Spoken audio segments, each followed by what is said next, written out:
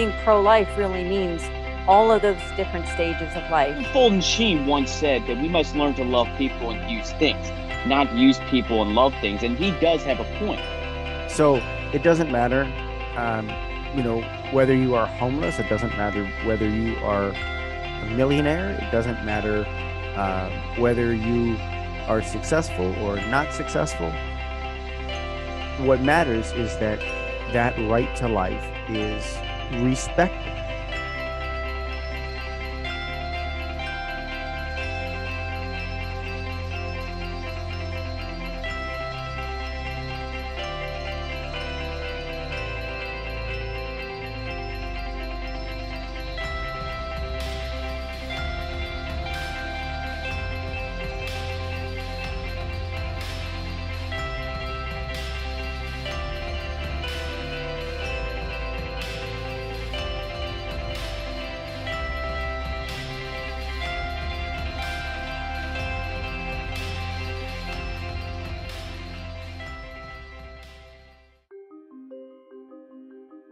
In the Gospels, Jesus asks his disciples an important question. Who do you say I am?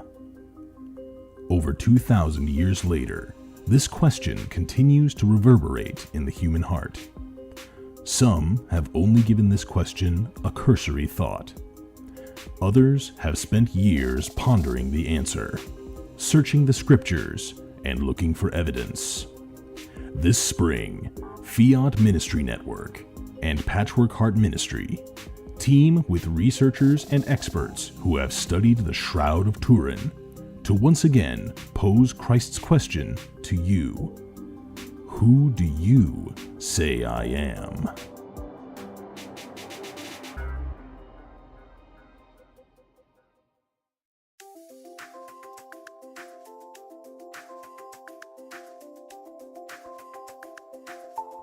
Welcome to the Sowing Hope podcast. This is a show all about implanting hope in our hearts. I'm Bill Snyder, joined by my friend Ann DeSantis. We're glad you're here for our uplifting conversation about faith and how it sustains our hearts through all the seasons of life. Thanks for walking with us.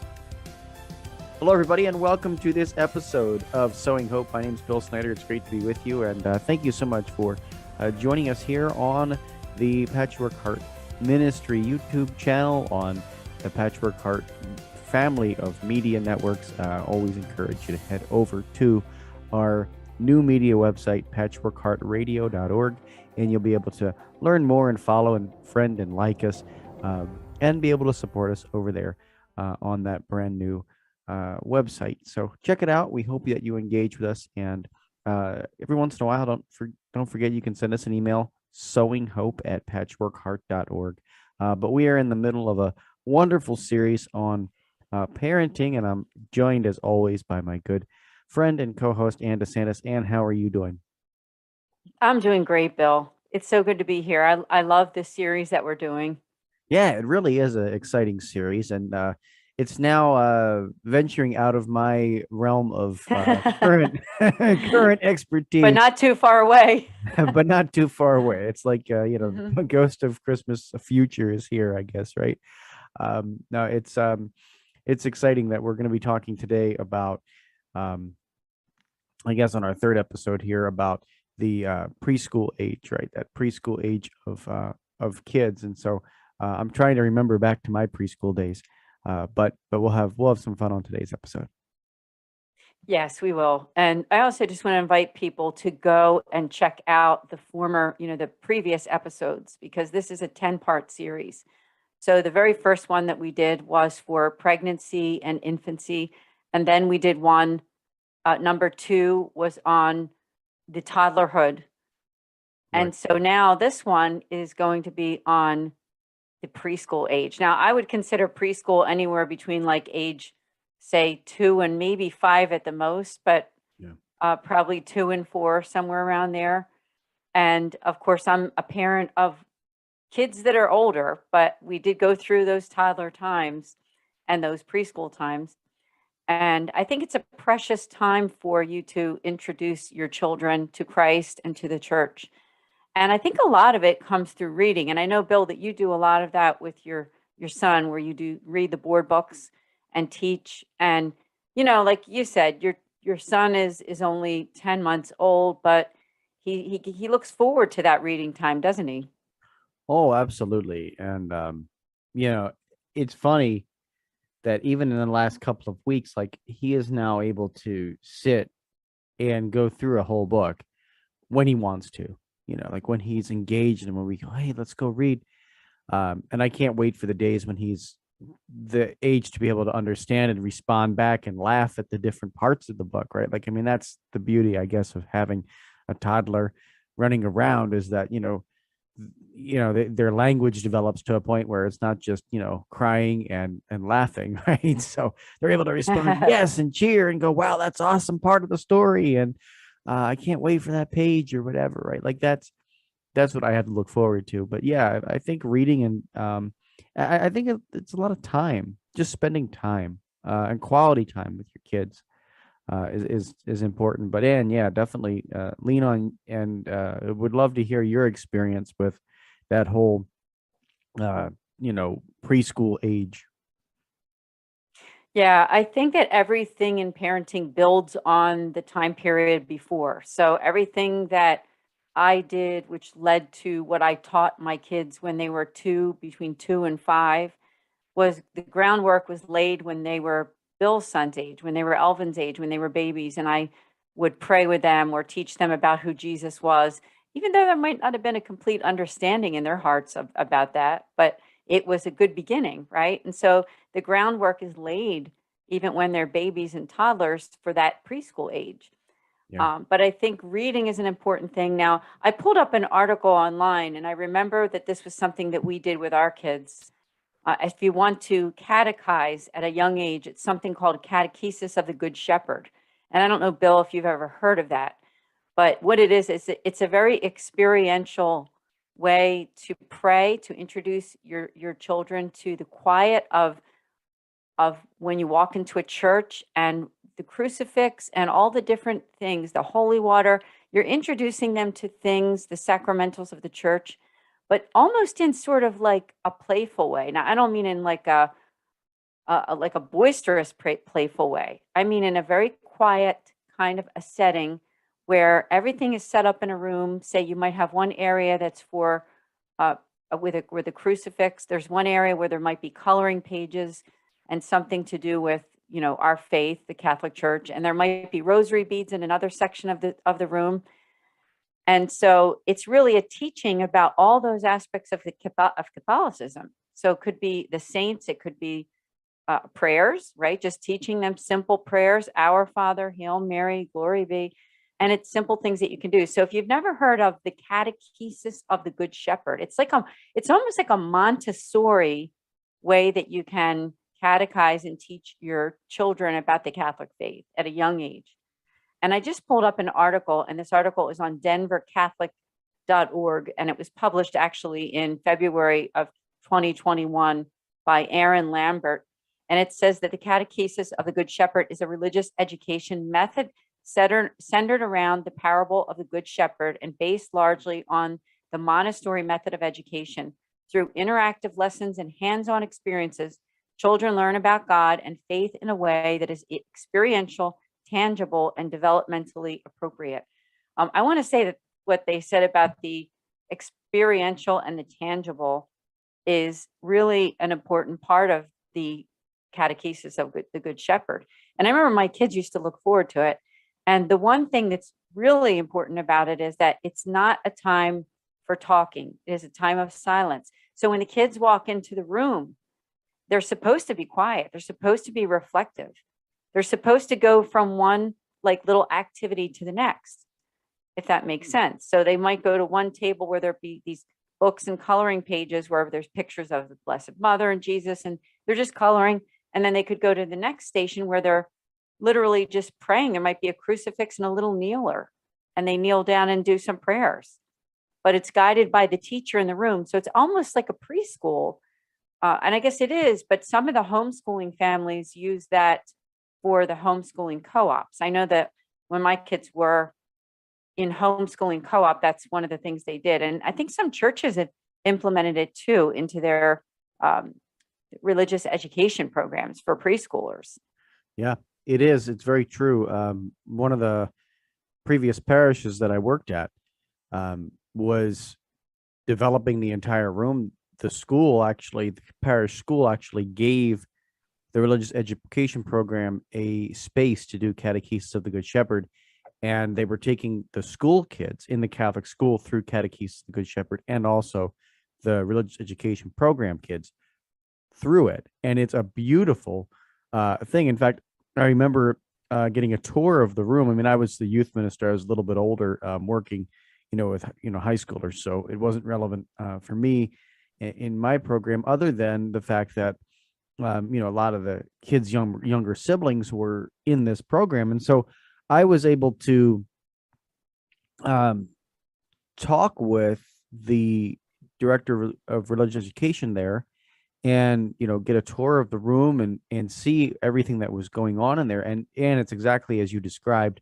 They had different things on even building the different parts of the church. They would develop little like puzzles and three-dimensional building objects to build the church, and the different parts of the church. So you had the altar, you had the ambo and the different areas to really instruct and put together the church. And then there was a little area for prayer, as Ann said, a little crucifix, and then there was like a censer, like a thurible, right? Like to teach them about incense and all these different things that were as part of the experience. Again, it's a tactile experience, and kids at this age, of course, need to have that experience. They want to touch, they want to smell, they want to taste, they want to feel, all of those things, using the five senses. It's so important. But I think integrating the faith into that in some little way, it begins to build that foundation. It begins to build, this is what we do when we walk into church, as Ann said. This is what we do when we receive communion. This is what we do when we are listening to the priest in the homily. Like, all of these things take actual, there's a physical element to them, right? Or there's a tactile element that relies on one of the senses, right? And so, telling kids that now is time to listen to the priest during his homily. Now is the time to sing and participate and use your voice, during the songs and during the responses. And even if they're not 100% there with the response yet, it's about that effort. And so, yeah, what a beautiful, way to integrate the faith. I encourage directors of religious education out there who are in charge of a parish, look at this. I've talked with some of the people too, who have been directing Catechesis of the Good Shepherd on a diocesan level and things like that, down in Chicago. And it's pretty cool. It's very cool. So yeah, it's a great faith building program, and it's something that parents can replicate in their homes. Like, this is stuff that you can do. They can send you home with certain little activities. They're not going to be able to, create a whole Montessori room in your house or anything. I mean, if you can, that's great, but you're not going to be able to do that. So, but bringing these little elements in and helping kids grow and learn, that's a fantastic suggestion for this age, Ann. Thank you. And I also think that for you, I'm excited for Alvin and for him to go to that next step. I mean, he's got some time, right? Between the next level, since he's 10 months old, he's still got to go through toddlerhood, right? Yeah. But it's something to look forward to. And I think you made a good point. There's a certain reverence, and I think you used that word, that when you teach the kids at a young age that reverence, then when they go to mass and they're being told, be quiet, stop talking, and you always have to have them entertained, then I think teaching them at a young age that, mass is not the place to go wild. Mass is not the place to talk really loud to your brother or sister. Now, it happens, right? It does happen. And of course, the Catholic Church, I think, really encourages, because we're pro-life. We want everybody at Mass, right? We don't just want couples to come without their child. But when you try to instill that at a younger age, I do think it makes it slightly easier. Now, every child has a different personality, right, Bill? I mean, so some kids are a lot more active where they just can't stop moving, even if they're at church. I remember when my daughter, Sean, my youngest daughter, was pretty active as a toddler. So it was challenging sometimes for us to take everybody to Mass. And admittedly, sometimes we did do the tag team thing where we would take turns when they were below a certain age, because it's not a sin when they're really like infants or babies not to take them to Mass.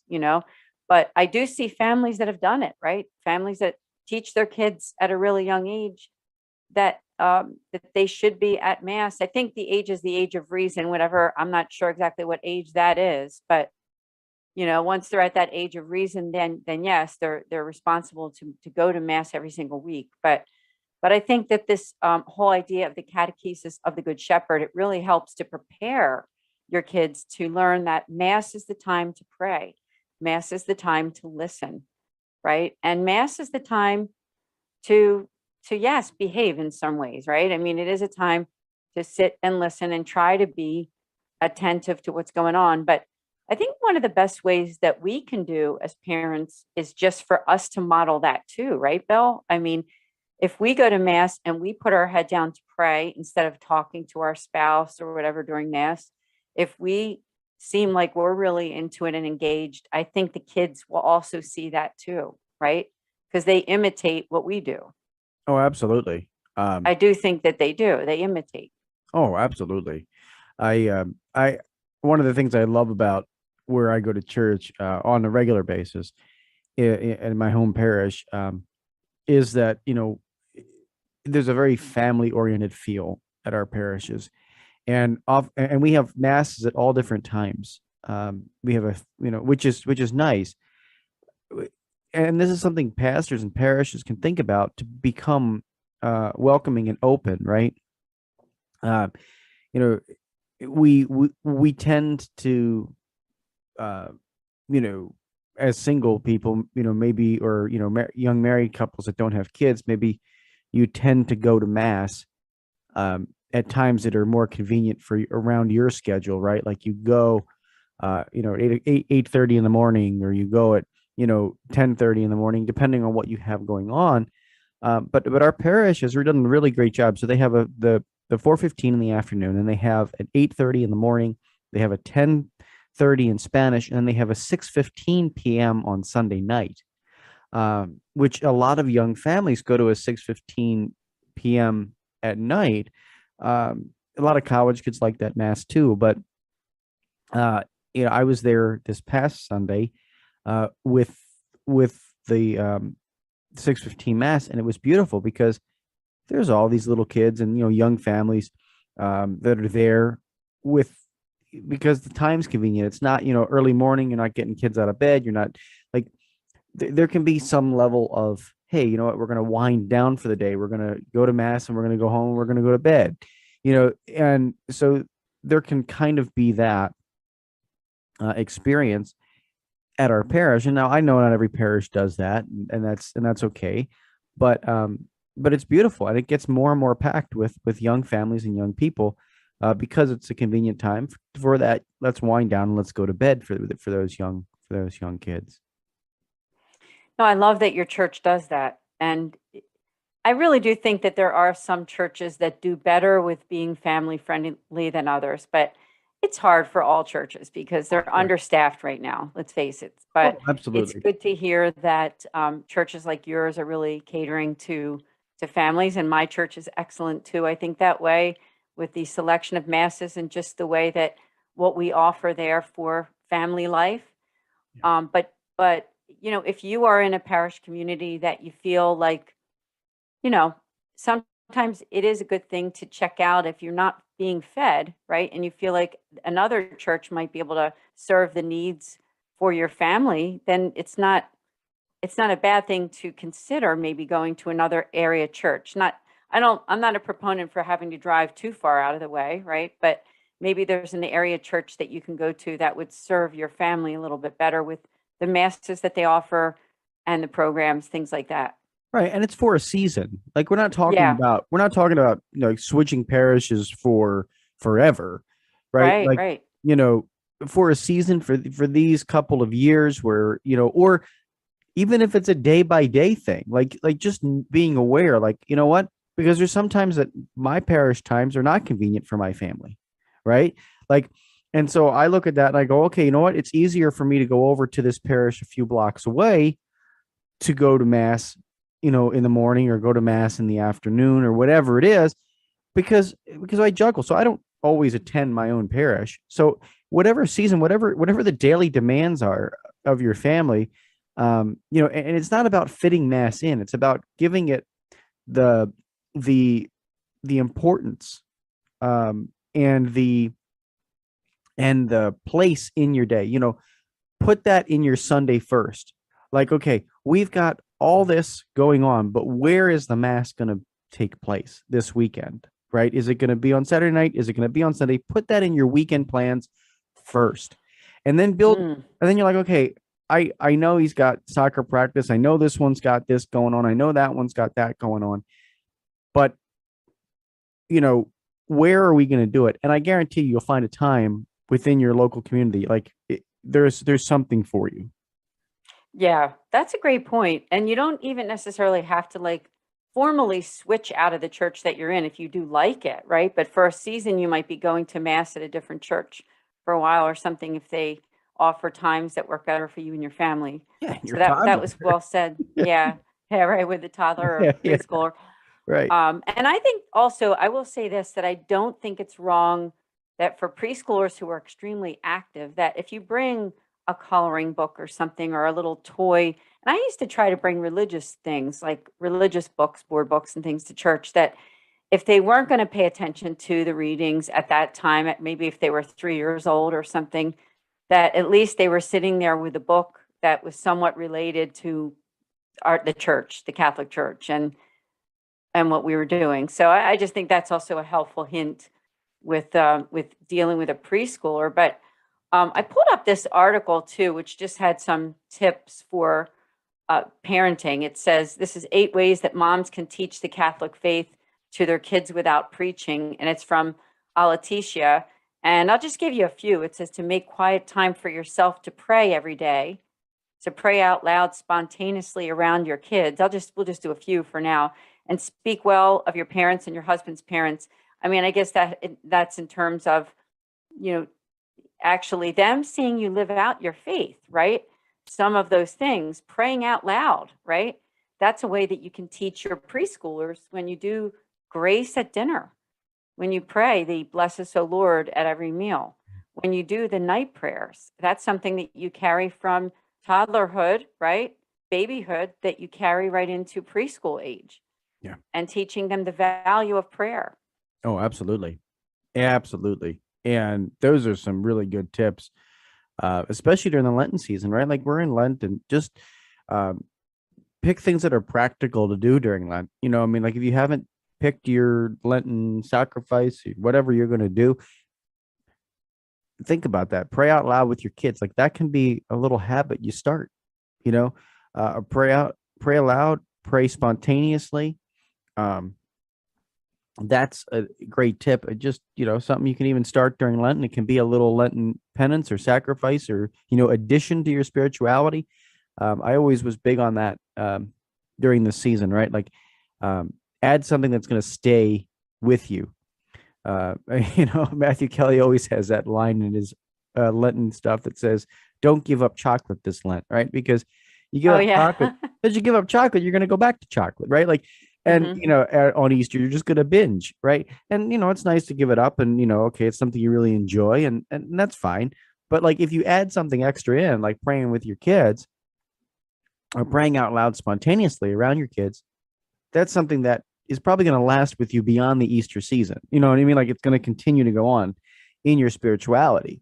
And so, it's something you build up, it's something you do extra, which, versus just, let me give this up, and go back to it, on Easter. Uh, I I just always like that. I heard a priest one time say that, and I'm like, yeah, it makes a lot of sense. No, I like that a lot. And also it really makes it very proactive. So for you who are listening and thinking, what can I do for Lent? And of course, we know that all these podcasts are available on demand even way after the Lenten season. It'll be available to listen to even this summer or next year, whenever. So the idea of Lent is one thing, but it's something that you can just do all year round. And this article that I was reading also says just some more of those tips. It says taking your kids to mass, speaking well of other parents, and that's in terms of avoiding gossip, interacting with the homeless, and being present. And the last one they have is speak lovingly of your husband, or if you're a single parent, speak well of your kid's father. And, even little kids pick up on this stuff, don't they?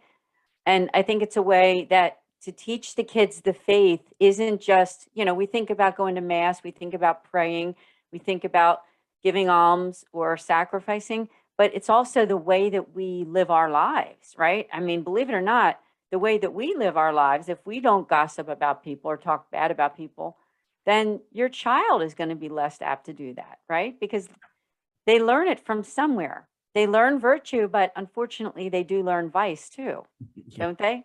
They absolutely. do. And they learn it at a young age. And I think that kids' minds between the ages of 2 and 5, they say that 3 years old is the most active that you'll ever be in your whole life, right? You'll never be quite as active in your life in terms of running around, learning, constantly just being a sponge than you are at the age of 3. So think about that. If you teach your kids something positive about the church, about prayer, but also about your interactions too, then they're going to learn from that too. They're going to learn that, mommy doesn't go over with all the other ladies that are drinking coffee and talking about neighbors, right? Mhm. I know that's a side note, but I mean, it's the way that we live our lives does make a difference too, to our preschoolers. Oh, absolutely. And I think there's so many great tips that we gave in this episode, and I think again, as I begin thinking about parenting a preschooler, these are things that young parents can pop in on, and don't feel, the other thing is, don't feel overwhelmed, right? This, you can do one or two of these things, implement them in your life, um and you can fail at it too, like there's no judgment here, right? Like, we're not here to say, oh my gosh, there's not a success rating. I think that's one of the big things I'm learning is, like, what, I just do better next time.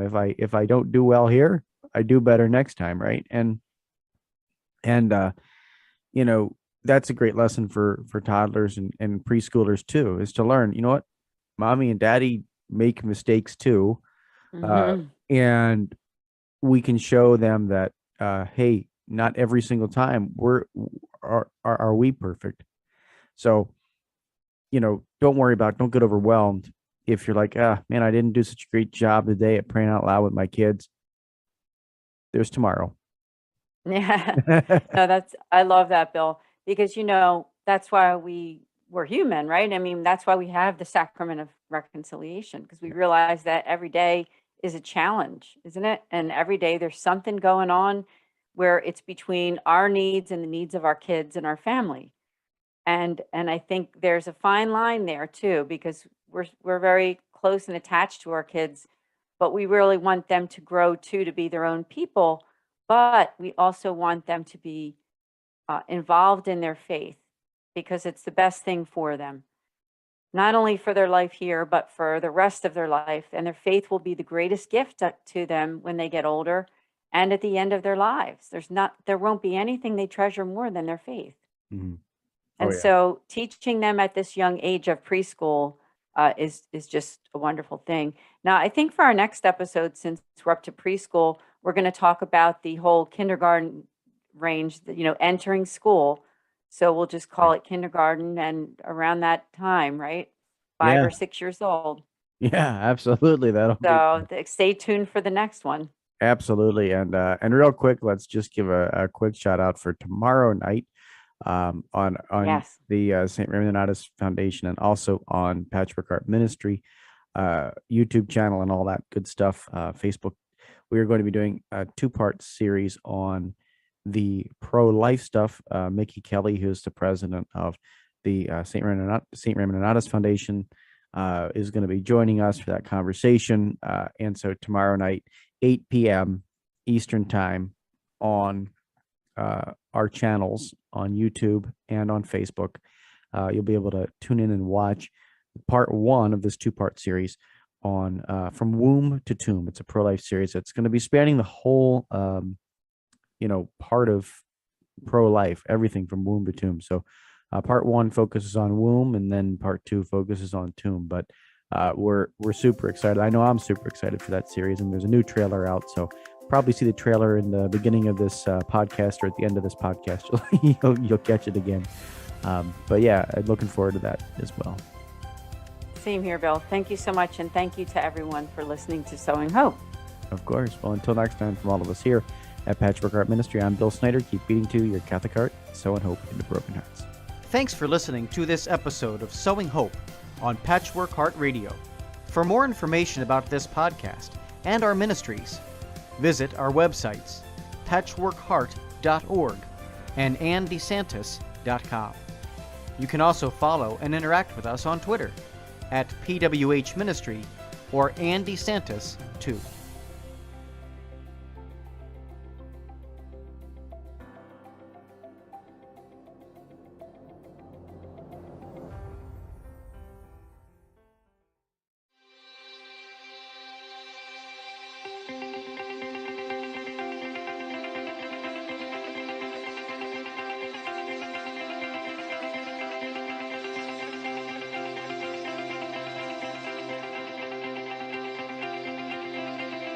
Being pro-life really means all of those different stages of life. Fulton Sheen once said that we must learn to love people and use things, not use people and love things. And he does have a point.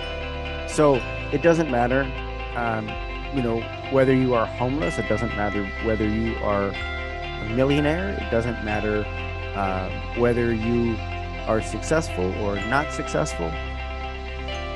What matters is that right to life is respected.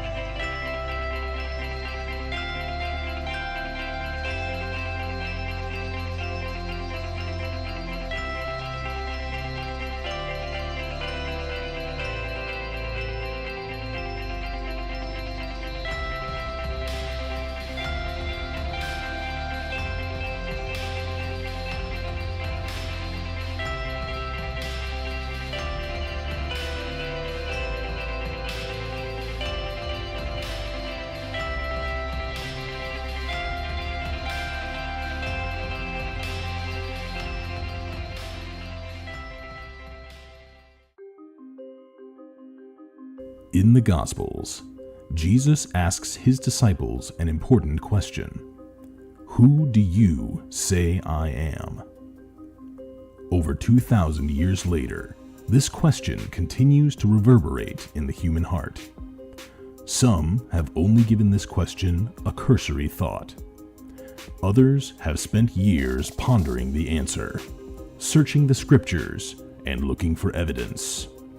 This spring, Fiat Ministry Network and Patchwork Heart Ministry team with researchers and experts who have studied the Shroud of Turin to once again pose Christ's question to you.